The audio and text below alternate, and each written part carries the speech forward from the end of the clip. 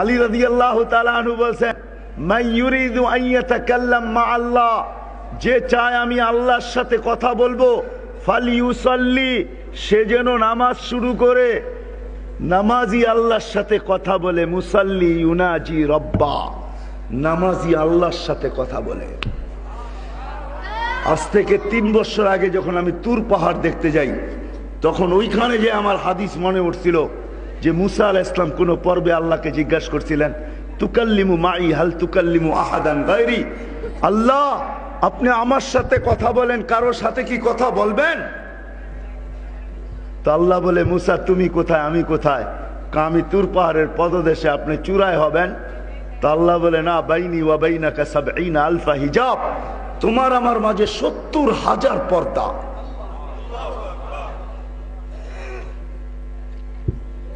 কুল্লা হিজাব আলফা সানা, প্রত্যেক পর্দা ১০০০ বৎসরের রাস্তা। আনা ওয়ারা আল হিজাব, আমি পর্দার ওই পারে, তুমি এই পারে। সাতাতি উম্মাতুন, এক উম্মত আসতেছে মুসা,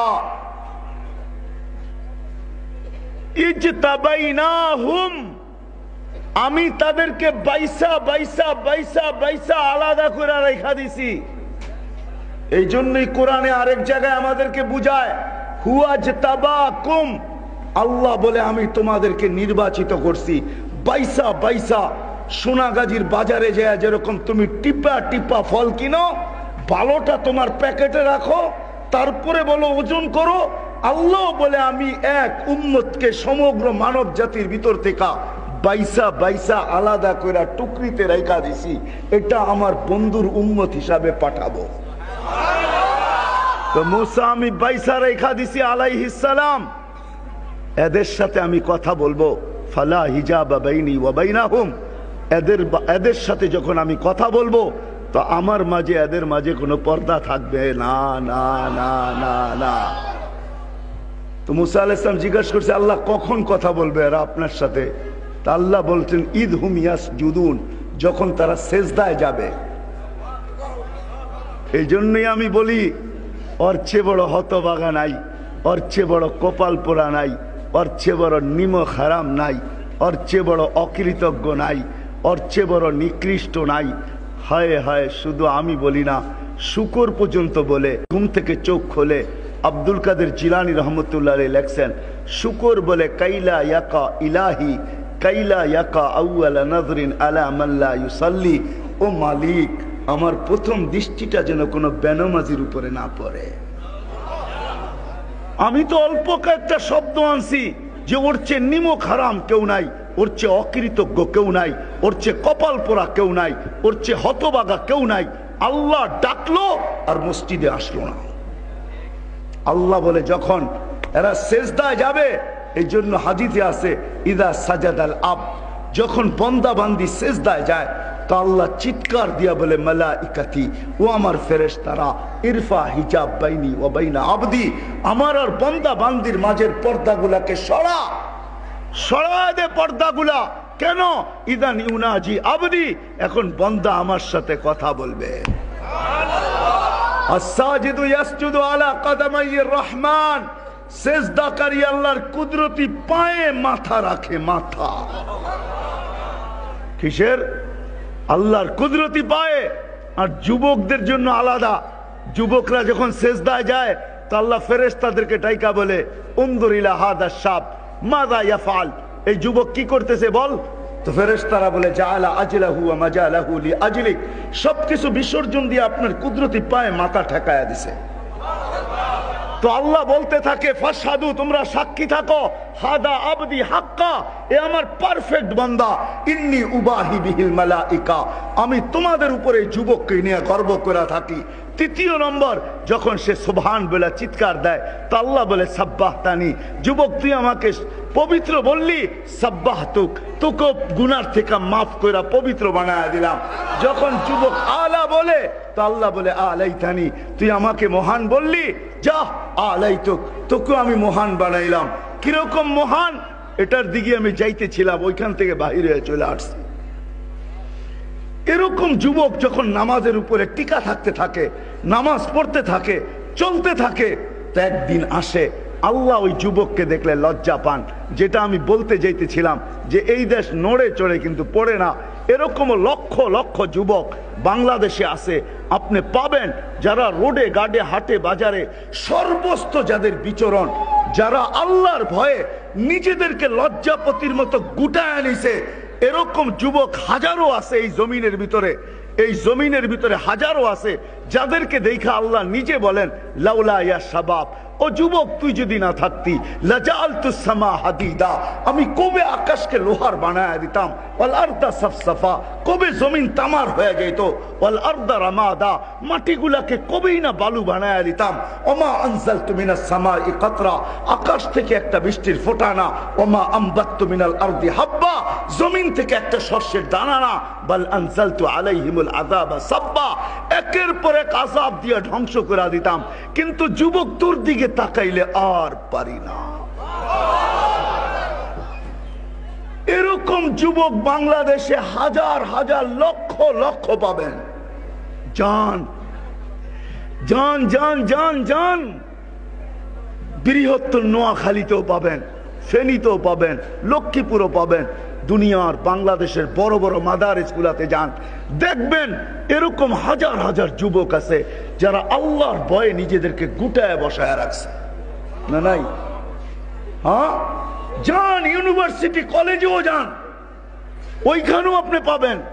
দাওয়াত ও তাবলীগের আলহামদুলিল্লাহ হক্কানি উলামাদের মেহনতের কারণে, হক্কানি উলামাদের পিছে চলা হাজারো ইউনিভার্সিটি কলেজ মেডিকেলের ছাত্রদেরকে পাওয়া যাবে যারা নিজেদেরকে আল্লাহর ভয়ে লজ্জাপতির মতো গুটায় আনিছে।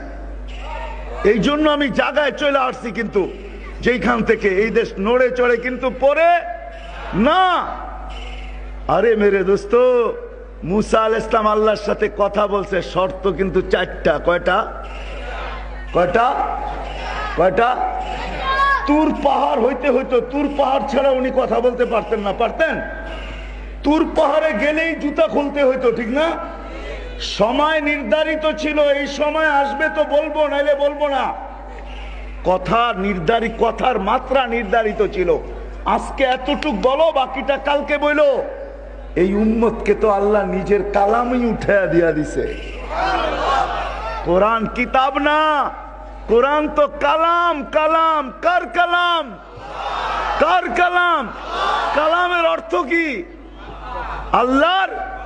আলী রাদিয়াল্লাহু তাআলা বলছে মান ইউরিদুল্লাহু ইয়াতাকাল্লাম মাআহু ফালইয়াতলুল কুরআনাল কারীম, যে চায় আল্লাহ আমার সাথে কথা বলুক সে যেন কোরআনে কারীম পড়ে। কিন্তু আফসোস এই মজমার বেশিরভাগ মানুষ কোরআন পড়তে জানে না, ঠিক না? রাগ হয়ে গেলেন? হ্যাঁ, আপনি পড়তে জানেন না, এটা নিয়ে আমার কোনো আফসোস নাই। কিন্তু আমার এক জায়গায় আফসোস আছে, এইখানে বেশিরভাগ এরকম মানুষ পাওয়া যাবে যে সারা বৎসরে একবারও কোরআনটাকে উঠায়া মোহাব্বতের সাথে চুমা দিয়া, চোখে লাগায়া, মাথায় রেখা, বুকে ধরা, একটু চাইপা ধরা রাখে, এরকম লোকের সংখ্যা এখানে বহুত পাওয়া যাবে যে বৎসরে একবারও কোরআনটাকে চুয়া দেখে না। আমার আফসোস এইখানে। হায়, আপনি যদি পড়তে পারেন না, এটা নিয়ে আমার আফসোস না। আমার আফসোস হলো, হায় আপনি যদি সকাল বিকাল উঁচু করে কোরআনটাকে হাতে নিতেন, মহব্বত করে একটা চুমা দিতেন, একটু চোখে লাগাইতেন, একটু মাথায় রাখতেন, একটু বুকে ধরতেন, আর যদি বলতেন একটা চিৎকার দিয়া, হাদা কালাম রব্বি, এটা আমার রবের কালাম, আমি পড়তে পারি না, আমি মোহাব্বত তো করতে পারি, ও মালিক আমি পড়তে পারি না কিন্তু আমি মোহাব্বত করি, এতটুকুই যদি করতেন, এতটুকুই যদি করতাম, তাইলে আমাদেরকে আরো আল্লাহ উপরে উঠে নিয়ে যেত। কোরআন হাবলুল্লাহিল মাতিন, আল্লাহর ওই রশি, যেটাকে মোহাব্বতের সাথেও ধরবে তাকেও আল্লাহ টাইনা নিজের কাছে নিয়ে যাবে। কার কাছে? কার কাছে? নিজের কাছে নিয়ে যাবে। ও সোনাগাজীর মানুষ, সোনাপুরের মানুষ, সোনাপুর না আপনাকে? সোনাপুরের মানুষ, হায় হায় হায় হায় হায়, সোনাগাজীতে যায় ডাক্তারের কাছে সিরিয়াল দিয়া বসে থাকেন, ঠিক না? কি ফাও ভিজিট ছাড়া? হ্যাঁ, কি ভিজিট লাগে না লাগে না? হ্যাঁ, ভিজিট দিয়া লাইন লাগায় বসে থাকেন, মাঝে মাঝে যে হাতে পায়ে ধরেন, ঠিক না? আমি বেশি অসুস্থ, আমাকে একটু আগে দেখা দেন, আমি অনেক দূর থেকে আসছি, ঠিক না? আফসোস আফসোস আফসোস আফসোস। ও উম্মত, কোরআনের ভিতরে শেফা রাখা ছিল। ওয়ানুনাজ্জিলু মিনাল কুরআনি মা হুয়া শিফা। আপনি যদি মোহাব্বত করতেন আর বুকে চাইপা ধরা যদি চোখগুলাকে একটু পানি দিয়া ভরা বলতেন, মালিক শুনছি এটার ভিতরে নাকি শেফা রাখা আছে, এটার ভিতরে যদি শেফা থাইকা যায় তোর কি লাভ হবে? আর আমি তোর বন্দা, তুই আমাকে কুদরতি হাত দিয়ে তৈরি করছিস, ব্যাগ বিদগুটে পানির থেকে শ্রেষ্ঠত্বের মুটকুট মাথায় পড়ায়া দিছিস, তুই আমাকে সৃষ্টির ভিতরে সৌন্দর্য দিছিস, সর্বশ্রেষ্ঠ নবীর উম্মত বানাইছস।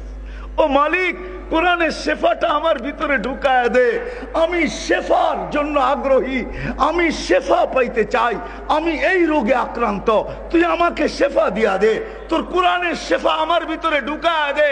যদি একবারও বলতাম, একদিন, 2 দিন, 3 দিন, 4 দিন, 5 দিন, 6 দিন যদি ধৈরা মোহাব্বতের সাথে বলতাম, আল্লাহ তো নিজেই বলতেছে, ও মানুষ, ও মানুষ, ও মানুষ, কোরআন আমি তোমাদেরকে শুধু আখিরাতের জন্য পাঠাই নাই, তোমাদের দুনিয়ার গাইডলাইন আবার দুনিয়ার সুস্থতার জন্য শেফার বস্তু হিসাবে পাঠাইছি। কসম খোদার, তাইলে মনে হয় ডাক্তারের কাছে বসে থাকতে হইতো না। আর এই কোরআন, বললাম না মুসা আলাইহিস সালাম 4 শর্ত, আর আল্লাহ আমাদেরকে কালাম দিছেন, কোন শর্ত লাগায় নাই, বলছে তুই বিলকুল নাপাক হইলে পড়তে পারবি না, যদি বিলকুল নাপাক না হস তাইলে তুই মুখাস্ত পড়তে থাকবি, পড়তে পারবি, উজু নাই তাতে কি আসে যায়, মুখাস্ত পড়তে থাক, আমি তোর সাথে কথা বলতে থাকবো, তুই পড়তে পড়তে ক্লান্ত হবি, আমি কথা বলতে বলতে ক্লান্ত হব না। ওইখান থেকে বাহির হয়ে গেছি যে 11,000-এর উপরের বেশি মাদ্রাসার ছেলেরা তাহাজ্জুদের সময় ওঠে, সুবে সাদেকের 1 ঘন্টা আগে ওঠে, আল্লাহ এদের সাথে কথা বলতে থাকে। যেই জমিনের এত বাচ্চাদের সাথে আল্লাহ কথা বলে, ওই জমিন নড়তে পারে, চড়তে পারে, পড়তে পারে না, এটা আমার বিশ্বাস। ওই জমিনে কোনো বিপর্যয় আসবে না। এই জন্য কথা লম্বা হয়ে গেছে, গুছায় আমি নিয়ে আসতেছি। মেরে দোস্ত, চলে যেতে হবে, ছোট্ট একটা জীবন দিয়ে আল্লাহ পাঠাইছেন, থাকার সুযোগ কারো ছিল না, আমাদেরও নাই। এইখান থেকেই আমাকে প্রস্তুতি নিয়ে যেতে হবে। দুনিয়ার কোনো পরিচয়, আগেই বলছি, ওইখানে চলবে না। প্রত্যেককে নিজের পরিচয় নিজে নিয়ে যেতে হবে, কারো পরিচয় দিয়া কারো চলবে না। বাপের পরিচয় ছেলেকে দিলে, ছেলের পরিচয় বাপের দিলে চলবে না। এইখান থেকেই বাহির হয়ে গেছিলাম আমি, যে ইব্রাহিম খলিলুল্লাহ ছিলেন, কিন্তু বাপ ছেলের পরিচয় দিয়া চলবে না, যে আমার ছেলে খলিলুল্লাহ। ছেলে বাপের পরিচয় দিয়া চলবে না।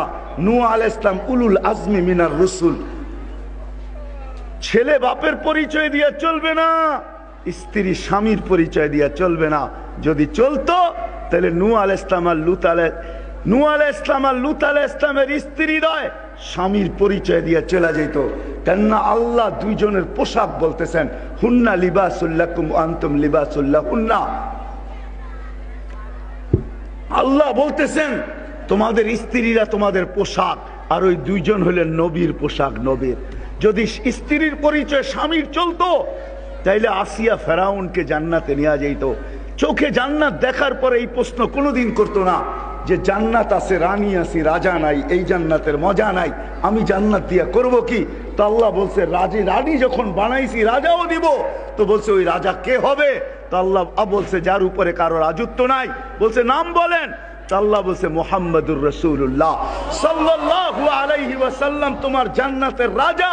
আসিয়া জান্নাত পায়া যতটুকু খুশি না হয়েছে, আমাদের নবীজির নাম শুনে এর চেয়ে বেশি খুশি হয়েছে। পরিচয় যদি চলতো তাইলে আবু তালেবের চলতো। সোনাপুরের মানুষ পরিচয় যদি চলতো, সোনাগাজীর মানুষ পরিচয় যদি চলতো, তাহলে আবু তালেবের কারোটা না চললেও আমার বিবেক বলে আবু তালেবটা চলা উচিত ছিল। শুধু চিল্লান না, বুঝা চিল্লান, আবু তালেবেরটা চলা উচিত ছিল। আমি আম্মাজানের কবর 2 বার দেখছি, আম্মাজান আমেনার। বিদায় আমি ওটা বর্ণনা শুধু ইঙ্গিত দিব, বর্ণনা করতে আমি পারি না। আমি যত জায়গায় বর্ণনা করতে গেছি ওয়াজ শেষ হয়ে গেছে, আমি ভাঙ্গা পড়ছি, কেননা ওই দৃশ্য যে দেখে নেয় তাকে বোঝানো যাবে না, আর যে দেখছে সে নিজেকে ধরে রাখতেও পারবে না। ওই 6 বছরের বাচ্চা পাহাড়ের উপরে যখন মা তার কাছ থেকে বিদায় নিয়ে যাইতেছে, আর কেউ নাই আরেকটা মহিলা ছাড়া, এই 3 জন পাহাড়ের চূড়ায়, আর 6 বছরের বাচ্চার সামনে তার মার মৃত্যু, যে মৃত্যু সম্বন্ধে কিছুই জানে না। ওই দিন কি ঘটছে আল্লাহ জানে, এছাড়া কেউ জানে না। 6 মাস পরে দাদা মারা যায়। 6 বছর 6 মাস বয়স থেকে নিয়ে আবু তালেব বাতিজাকে সিনায় পালছে, সিনায় বুকের উপরে পালছে 50 বছর 6 মাস 10 দিন পর্যন্ত। যেই দিন আল্লাহ রসুলের বয়স 50 বছর 6 মাস 10 দিন, ওদিন আবু তালেব দুনিয়ার থেকে বিদায় নেয়। বোঝা গেল 44 বছর 10 দিন বাতিজাকে পালছে। আর ইতিহাস বলে আবু তালেব যতদিন মক্কায় ছিল কোনো মা লাল জন্ম হয় নাই, যা আবু তালেবের উপরে আঙ্গুল উঠাবে আর আঙ্গুল সাথে সাথে পাঞ্জার থেকে পৃথক হবে না, এরকম কোনো লাল লাল জন্ম নেয় নাই, যার বাহাদুরি এতটুকু ছিল। হ্যাঁ, আবার অবরোধ করবে আবু তালেবকে, এরকম মাল লাল জন্ম নিছে মক্কায়। এই জন্যই তো কিতাবে লেখা আছে, যতক্ষণ পর্যন্ত তার রূহ বাহির হয় নাই, আল্লাহর রসুলকে শারীরিক কষ্ট দেওয়ার কোন মক্কার কাফের সাহস হয় নাই। ছোট্ট একটা পাথরের কণা দিও না, কেননা মক্কার বাসী জানতো যদি পাথরের ছোট্ট একটা কণা নিক্ষেপ করি তা আবু তালেব পাথরের জবাব পাথর দিয়া দিবে না। আবু তালেব বলবে তালাশ কর এই পাথরের কণা কোন পাহাড়ের, ওটা আগে বাহির কর, তারপরে উঠা পাহাড় মার এর মাথায়। আমার বাতিজার গায়ে পাথরের কণা, এতটুকু ভালোবাসতেন। 4 বৎসর বাতিজার দিকে চায়া অবরুদ্ধ জীবন কাটাইছে, পাতা চাবায়া কাটাইছে। ওই আবু তালেবকে আল্লাহ রসুল বলছিলেন কোন এক পর্বে, একটা শুধু বলি আপনাদেরকে, যখন আবু তালেব বলছিল বাতিজা তোমার বড় মর্যাদা, বলছে কিভাবে জানছেন? বলে কিছু শুনছি কিছু দেখছি। বলে চোখে দেখছেন কি? বলে সুবে সাদেকের সময় তোমার জন্ম, একটু পরে সূর্যটা উঠছে, বিকালবেলা ডুবে গেছে, ডুবতে দেরি, তোমাকে চকিতে বাহিরে শোয়াইতে দেরি করি নাই, তোমাকে শোয়াইতে দেরি। চাঁদ আমাদের দুনিয়ার থেকে 3,02,40,000 মাইল উপরে, সে দ্রুত গতিতে নিচে নামতে দেরি করে নাই, নামতে নামতে তোমার মাথার কাছে চলে আসছে। আমি ভয়ে চিৎকার দিয়া ফেলছি যে তোমার উপরে পড়া না যায়, কিন্তু সে তোমার মাথার কাছে এসে থেমে গেছে। তুমি একদিনের বাচ্চা ছিলা, হাত পাও খুব নাড়াচাড়া করতেছিলা, নিচে তোমার হাত পায়ের নাড়াচাড়া চলতেছিল, তোমার হাত পায়ের ইশারায় উপরে চাঁদ নাচতে ছিল, নাচতে ডান্স করতেছিল, ডান্স। তার লাফা লাফিতে একবার এদিকে যায়, একবার এদিকে যায়, একবার এদিকে লাফ দেয়, একবার এদিকে লাফ দেয়।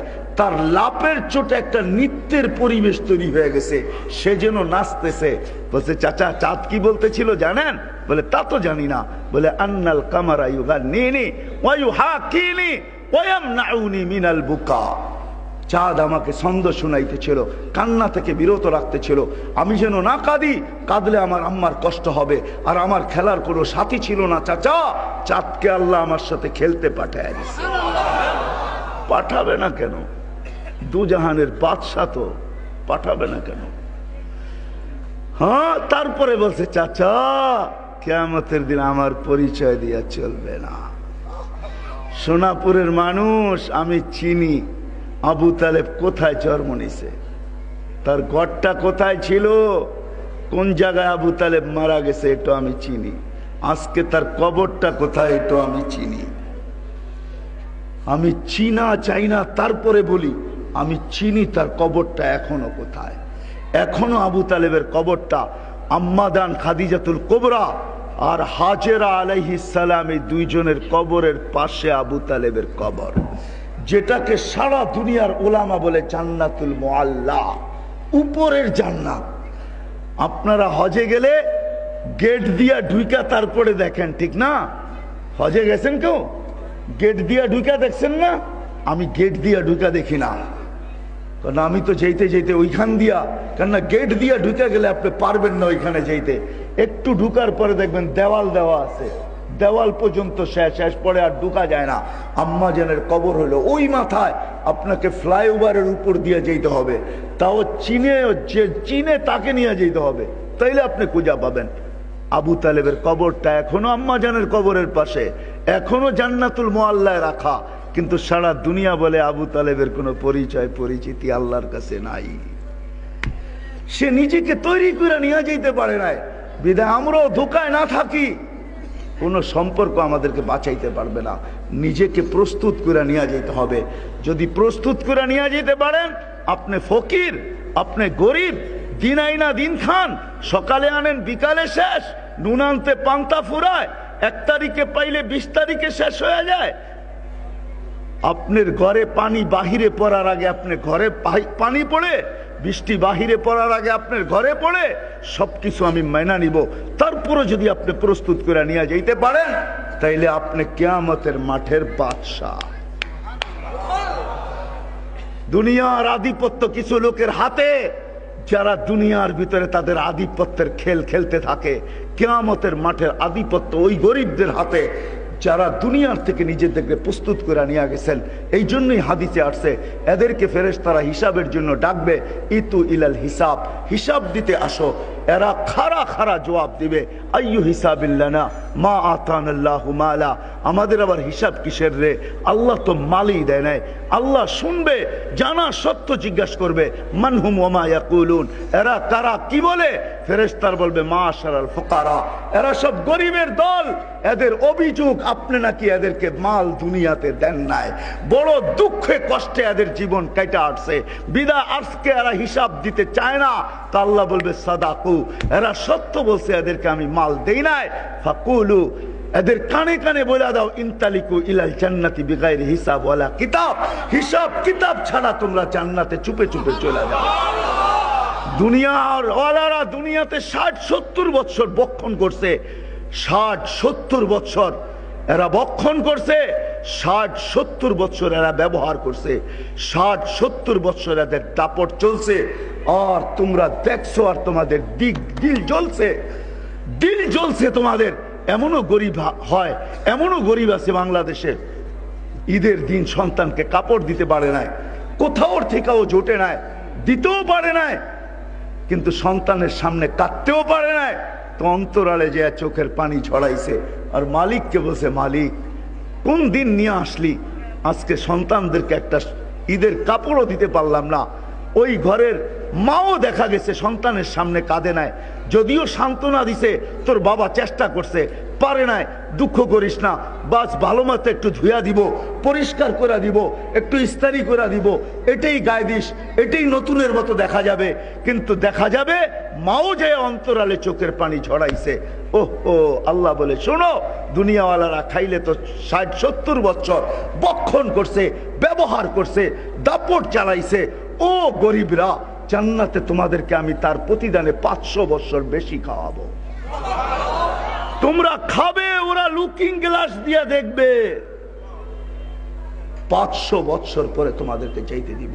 এই জন্য ছোট্ট জীবনটাকে গড়া যেতে হবে, হারায় গেলে চলবে না। কি গড়ার জন্য প্রস্তুত? পাক্কা ওয়াদা? হ্যাঁ, সত্য। কিন্তু এটার মাধ্যম কি? গড়ার মাধ্যম হইল মুহাম্মাদুর রাসূলুল্লাহ, আল্লাহর রসুল হইলেন গড়ার মাধ্যম। কিন্তু সোনাপুরের মানুষ যদি বলে, আল্লাহর রসুল তো দুনিয়ার থেকে চলে গেছে, 1440 বছর হয়ে গেছে, 1430 বছর, এখন নবীর মাধ্যমে কিভাবে গড়ব? তো আল্লাহ কিছু লোককে, কেননা জীবন গড়া হলো উদ্দেশ্য, এটাই মুখ্য উদ্দেশ্য। একটু আগে আপনারা স্লোগান দিতেছিলেন না, নবীর পরে নবী নাই, এটাই তো সত্য, কোন নবী নাই। আমাদের নবী হলেন জীবন গড়ার মাধ্যম। কিন্তু নবী দুনিয়ার থেকে চলে গেছে, নবীর জীবন ছাড়া ওই জীবন গড়া যাবে না যেই জীবনে আল্লাহ আমাদের কাছ থেকে চান, যেই জীবনে নিজে পরিচয় লাভ করতে পারবো, পরিচিতি লাভ করতে পারবো। এটা প্রত্যেকের জন্য জরুরি। এই জন্য আল্লাহ কিছু লোককে কিয়ামতের সকাল পর্যন্ত নির্বাচিত করছেন এবং করবেন। তারা হলো হক্কানি উলামা, তারা হলো হক্কানি। وأورثنا الكتاب الذي نصطفينا من عبادنا কোরআন আমাদেরকে বলতেছে ওয়া আওরাসনাল কিতাবাল্লাযীনা ইসতাফাইনা, আল্লাহ বলছে নবীজি আপনার পরে কোনো নবী নাই, বন্ধু আপনার পরে কোনো নবী নাই, আপনি খাতামুন নবিয়্যিন। এটা স্বীকৃতি শুধু আল্লাহ দেন নাই, দুনিয়ার প্রত্যেকটা বালুর কণা পর্যন্ত এই কথা স্বীকৃতি দিছে যে আল্লাহর রাসূল খাতামুন নবিয়্যিন। কারণ আমি আসছি অনেক দেরি করে মঞ্চে, আর যদি সময় থাকতো তাহলে আপনাদেরকে একটা একটা করে দেখাইতাম যে আমাদের নবীর শান কত বড়। আজকে সব এলাকায়, গ্রামে গঞ্জে, হাটে বাজারে সর্বস্ব নবীর শানের চর্চা হওয়া উচিত, সর্বস্ব নবীর সিরতের চর্চা হওয়া উচিত, নবীর কেরিয়ার। আজকে এই সোনাপুরের ঘরের গরিবের ঘরও পাওয়া যাবে 2-4-20 টাকার মাল আছে, ঠিক না? ভিক্ষুকের ঘরেও পাওয়া যাবে 2-4-20 টাকার মালপত্র আছে, কিন্তু সাহাবাদের ঘরে এক কাপড় ছিল, এক কাপড়। কিন্তু যা সুখ ছিল ওই সুখ আজকে আমাদের দেশের সবচেয়ে বড় ধনী যে, তার ঘরে ওই সুখ নাই। বস্তু মানুষের জীবনে সুখ দেয় না, নবীর কেরিয়ার মানুষের জীবনে সুখ দেয়, নবীর আদর্শ মানুষের জীবনে সুখ দেয়। বস্তু মানুষের জীবনে সুখ দেয় না, বস্তু মানুষের জীবনে অশান্তি বাড়ায়, অশান্তি, অশান্তি বাড়ায়, বিচ্ছেদ বাড়ায়, ঝগড়া বাড়ায়, ফাসাদ বাড়ায়, সুখ দিতে পারে না। সুখ তো দেয় নবীর জিন্দেগি, জীবন। আজকে আমাদের কাছে কোয়ান্টিটি আছে, কোয়ালিটি নাই। আমি আপনাকে দেখাই একটা, এরকম কোন সন্তান এই সমাজে আছে যে সারা দিন পরিশ্রম করবে, এক মাসে 61 বার কোরআনও খতম করবে? কতবার? 61 বার, 61, 61 বার কোরআন খতম করবে। রাত্রে এক খতম, দিনে এক খতম, তারাবিতে এক খতম। সারাদিন হাদিস কোরআনের চর্চা, সারাদিন শত শত না লক্ষ লক্ষ ছাত্রকে পড়াবে। রাত্রে আইসা মার পায়ে তেল মালিশ করতেছে আর পাও টিপা মাকে ঘুম পড়াইতেছে। আর একটু পর মার পায়ের তালুতে চুমা দিতেছে, মা কাইপা উঠতেছে, মা বলতেছে আমার পায়ের তালুতে চুমা। তো শাফি রহমতুল্লাহ বলতেছে না তো মা, তোর পায়ের তালুতে চুমা তো দেই না। বলতেছে বেটা আমি দেখতেছি আমার পায়ের তালুতে চুমা দিতেছস। তো বলছে না না মা, তোর পায়ের তালু না, আমি তো আমার জান্নাতে চুমা দিয়া জান্নাতের স্বাদ নিতেছি। ওই সন্তান মুহাম্মদুর রাসূলুল্লাহর ক্যারিয়ার দিতে পারে। ও সোনাপুরের মানুষ, আমাকে আপনারা কাহিনী শোনায়েন না, আমার এইখানে হাজারো না লক্ষ কান্না সেভ করা আছে, লক্ষ কান্না। আপনাদের উন্নত বিশ্ব, আমি চষতে চষতে আমার জুতা শেষ। আমি 16, 17, 18, 19 টানা 4 বছর আমেরিকা যেতেছি।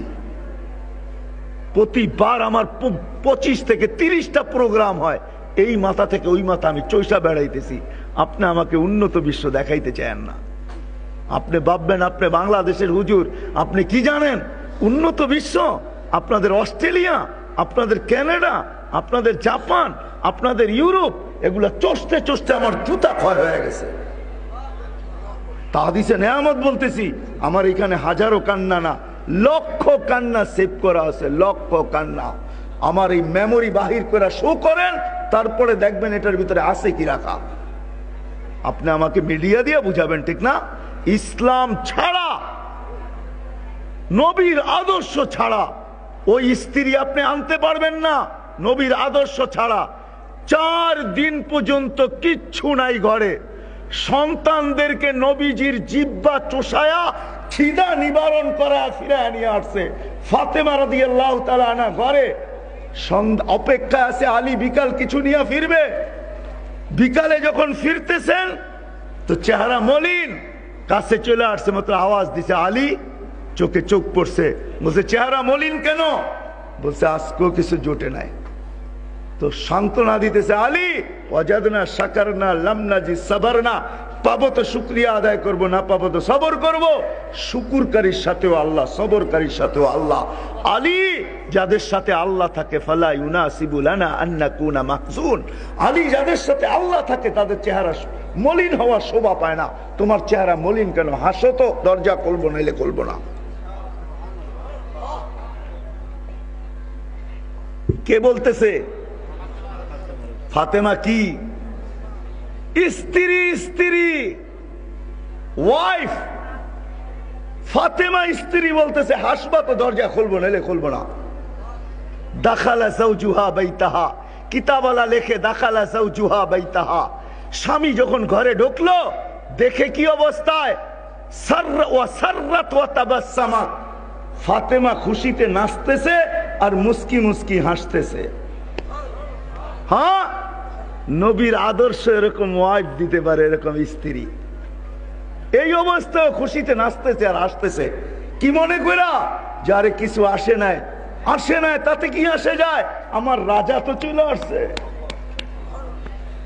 আমার পোশাক তো চলে আসছে, আমার মাথার মুকুট তো চলে আসছে, আমার স্বামী তো চলে আসছে। না আসলে কি করতাম? শুকরিয়া আদায় করতেছে। সাররাত ওয়া তাবাসসামাত, এটা নবীর আদর্শ দিতে পারে, আপনাদের এই বস্তু দিতে পারে না।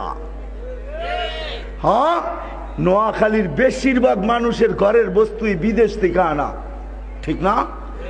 কি কেউ দুবাই থেকে, কেউ সৌদি থেকে, কেউ কাতার থেকে, কেউ আরব এমারাত থেকে, ঠিক না?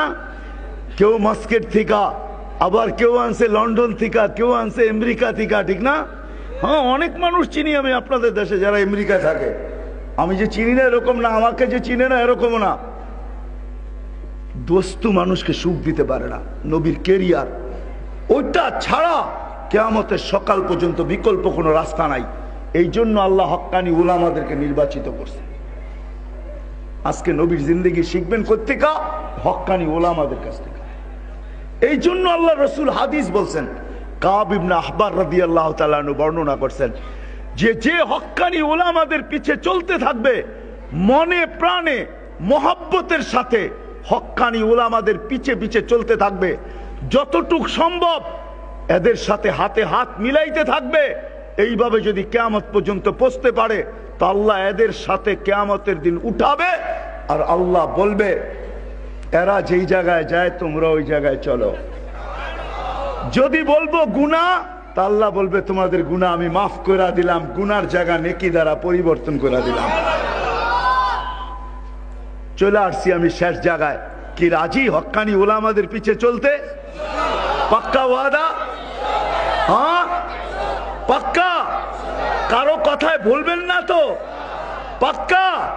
নামাক আল্লাহ কবুল। আর নবীজির সর্বপ্রথম নবী আইসা আমাদেরকে মেসেজ দিছেন। তারিখ অনেক লম্বা। আল্লাহর রসুল জন্ম নিতে দেরি, ওনাকে চাদরে রাখতে দেরি, উনি সিধা সেজদায় যেতে দেরি করেন নাই। আল্লাহ রসুল সেজদা করেন না, আমাদেরকে মেসেজ দিচ্ছেন, উম্মত নামাজ ছাড়া তোমাদের কোনো পরিচয় নাই। এই জন্য আল্লাহ রসুল পর্যন্ত দয়ার সাগর হওয়া সত্ত্বেও উনি পর্যন্ত বদদোয়া করছেন, আল জাফা কুল্লাল জাফা। অর্চে বড় জালেম, অর্চে বড় মুনাফিক আর কেউ নাই যে আত্র 12:15 বাজতে চলছে, 12:15 পরায় 12টা বাজতে চলছে। পাক্কা ওয়াদা করো। আল্লাহ প্রথম আকাশে চলে আসছে, আহ্বান করতেছে, কে আল্লাহর কাছে চায় দেওয়ার জন্য। তোমাদের পায়ে হাত রেখা বলি, তোমরা মদিনার যুবকদের মতো হও, 5 ওয়াক্ত নামাজের জন্য নিজে অঙ্গীকার করো। আল্লাহ রসুল যখন মদিনায় যায় তো আল্লাহর কাছে দোয়া করছিলেন, আল্লাহ মদিনার যুবকদেরকে আমাকে দিয়া দেন। তো আল্লাহ দিয়া দিছিলেন। তো আল্লাহ রসুল বসায় বলছিলেন, নুসিরতু বিশ-শাবাব, আল্লাহ মদিনার যুবকদেরকে দিয়ে আমাকে সাহায্য করছেন। আমিও চাই এই মজলিসে, এই এলাকায় যত যুবক আছে তোমরাও মদিনার যুবকদের মতো হয়ে যাও। আজকের থেকে পাক্কা 5 ওয়াক্ত নামাজি হইয়া আমি চাই তোমরা কিয়ামতের দিন হাসান হোসাইনের হাতে হাত দিয়া, যেন তোমাদের সর্দার হবে হাসান হোসাইন, দুইজনের হাতে হাত দিয়া তোমরা জান্নাতে যাইতে পারো। এই জন্য তোমাদের কাছে দরখাস্ত, সকলের কাছে দরখাস্ত, কি 5 ওয়াক্ত নামাজ পড়বো তো? পাক্কা ওয়াদা? আর ছাড়বো না তো? বিলকুল। কালকের থেকে যদি ফোন করে জানি যে মুসল্লি বাড়ছে কিনা, সঠিক পাওয়া যাবে। আল্লাহ আমাকেও আমল করার তৌফিক দান করো, আপনাদেরকেও আমল করার তৌফিক দান করো। চান্দা তো হয়েই গেছে, যদিও চান্দা আমার দায়িত্ব ছিল না, কিন্তু আমি যেখানে চান্দা হয় আমার সামনে আমার বড় দুঃখ লাগে। আমার বড় দুঃখ লাগে এটাই যে আপনি নিজের ফ্যামিলি